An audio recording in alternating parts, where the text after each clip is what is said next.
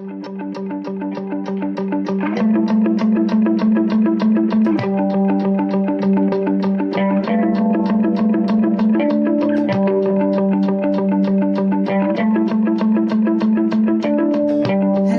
and a very warm welcome to Mothermouth, a platform where we are exploring major life transitions and rites of passages, body connection and body sovereignty, and life's rhythms, and how everything is so interconnected.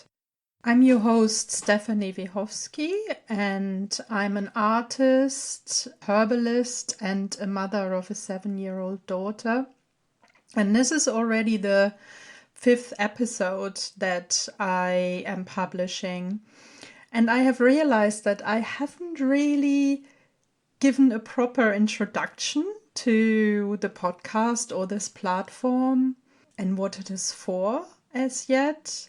I also haven't really introduced myself.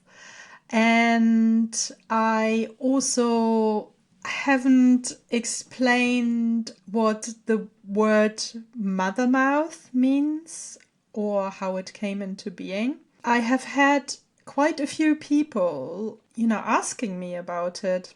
And also when I talk about the project and people ask me, or people hear the name of it and they hear Mothermouth, they are quite often struck and they instantly say, oh, I like the name, or where does that name come from? And even a current teacher of mine, when she heard about the project and the name, it brought kind of a tear to her eyes. So yeah, I have seen it sort of viscerally having an impact on people just hearing this name. So Mothermouth is a direct translation from the word Muttermund in German. I am German, by the way, originally, and that's also my mother tongue. So English is my second language, really. Not that any of you wouldn't have guessed by my accent. And Muttermund is the German word for cervix. And this relates, well, firstly, I think it's a very poetic name in general for this part of the body. And I haven't really found anything in English that has the kind of same poetic feeling about it. And I feel it speaks to a lot more. Mothermouth or Muttermund, it kind of, to me, speaks of such an important, and for me also personally important, part of our body. It's the total connection to the outside world, where we are birthing not only children, but to a degree all our creative projects and gifts out into the world. In that way, I think it's very much connected to the throat chakra, through which we kind of speak our creativity out into the world. And the sacral chakra is usually placed within the area of the uterus or the womb. Is kind of considered also our creative center, but more like a perceptive and gestational creation center. But it's very much connected to the throat chakra, and I personally feel very much that the sacral chakra, or the dantian, as this kind of energy center is described in various martial arts circles. Yeah, really, for a person in a female body. And with that, I don't really want to exclude all those, whatever gender you identify with or not. But if you're in a female body and you have a cervix, then that area, I feel, is very much where your sacral chakra lies. I know that I'm probably going a bit against the grain of how these things are usually perceived. But yeah, I feel that the sacral chakra is in the area of our cervix. And I had my own very personal experience of that area in my body being activated. It actually happened through self-pleasure that I had my first cervical orgasm. I mean, it is more complex than that. Another person was involved and so on. But through that cervical orgasm or cervical activation, maybe, shall I call it, I had a profound spiritual awakening.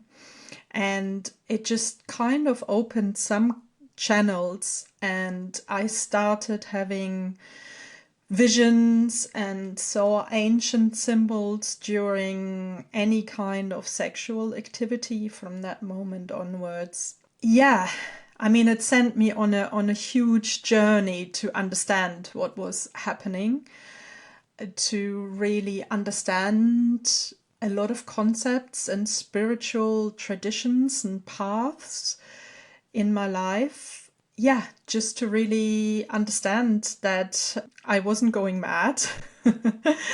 And that was in 2008. And since then, obviously, many things have happened, including the birth of my daughter. So, actually, birthing another human being through my cervix and sending me on another spiritual journey, I would say, and the spiritual journey of parenting. Coming back to the cervix oder Muttermund, there are at least two women out there who are exploring online the power of the cervix, or exploring cervical healing and cervical awakening, which, some spiritual traditions have obviously done that too, like traditionally Tantra, for example, and other forms of yoga. But this is something a little bit more contemporary, and I will put links to those two women and their work into the show notes, so you can explore it yourself. I have personally not taken part in any of their online courses or offerings, but I think if you are interested in that, I listened to some podcasts with them, and I think they are both doing some very interesting stuff in that area. So yeah, you probably heard it in the background. I received a message on my phone, and it did a little beep, and that just reminded me that I also wanted to let you know that I'm new to this. This is like podcasting and bringing some creative stuff out there on this kind of platform. So I'm in a total learning process, and I hope you can bear with me through that.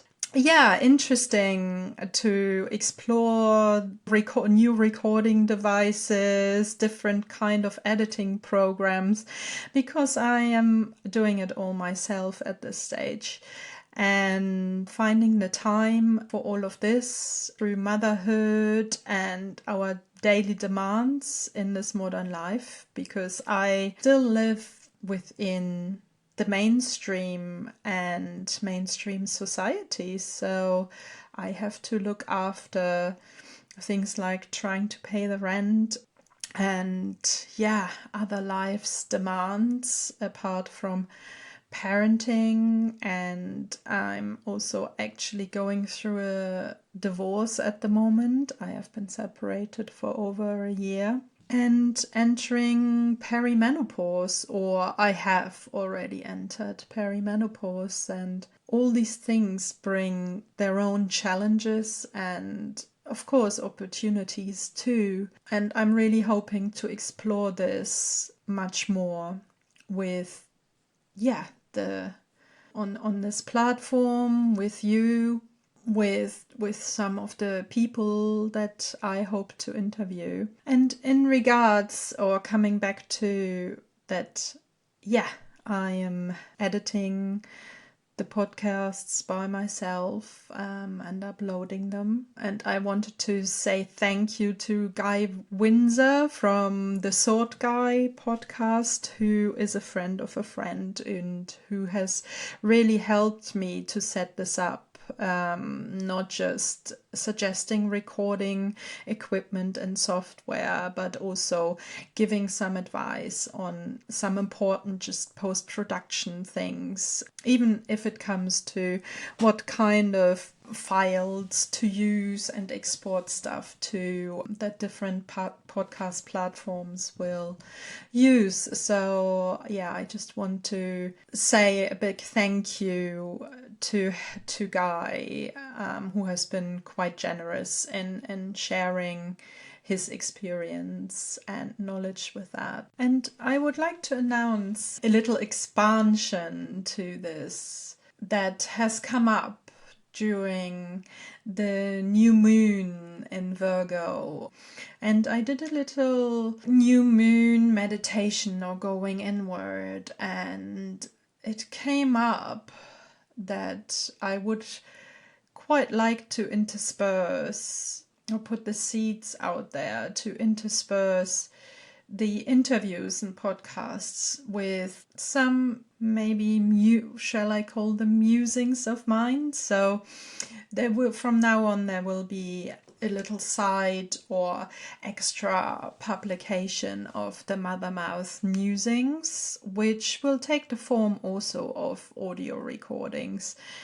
I am considering putting some of these in a kind of written blog form, but at the moment I will keep it as, some audible musings around different subjects that all relate to Mothermouth and what I have mentioned about major life transitions, and just also thoughts and reflections of what I see happening at the moment. And I hope that it will really be of interest to you. And I think with the musings as well, I would really, really like to step into more direct communication with people out there. So far, I am only starting to bringing this out there to a wider audience, which I would really like to, but it is hard. I have not been really involved in social media for probably the last 7 years, and I'm basically totally new to Instagram. And I think in general, for a rather more introverted person like me, it's hard to go out there in, well, I don't want to say louder way, but I guess, a more open and very vulnerable way. However, I do know that I would really like to do this, and that is really how Mothermouth in the first place was conceived and born. And it's about cervical activation and how I would talk, or like to talk through and with my Mothermouth or Muttermund or cervix out there. Now that was hard to say. I'm not quite sure why, but it was a very strange feeling to speak that out loud. And it feels quite vulnerable. I feel that using these words in this way could really trigger something in others, and I guess I feel I could be judged quite strongly. So stepping into that vulnerable public space is a very interesting one, but I really hope that you will come on this journey with me, and that this is engaging for you in one or another way. And I hope this introduction has given you a bit more of a connection and insight to this platform and to me. So I always welcome questions, so please do contact me if you would like to know more, or if any of what I have said has brought up some questions for you. And you can do that under Steph, that's STEPH, at mothermouth.co.uk. You can reach me there directly.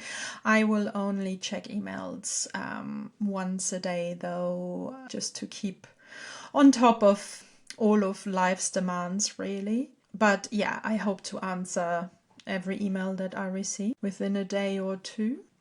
Thank you so much for listening and being here, and I hope to feel your presence at our next venture.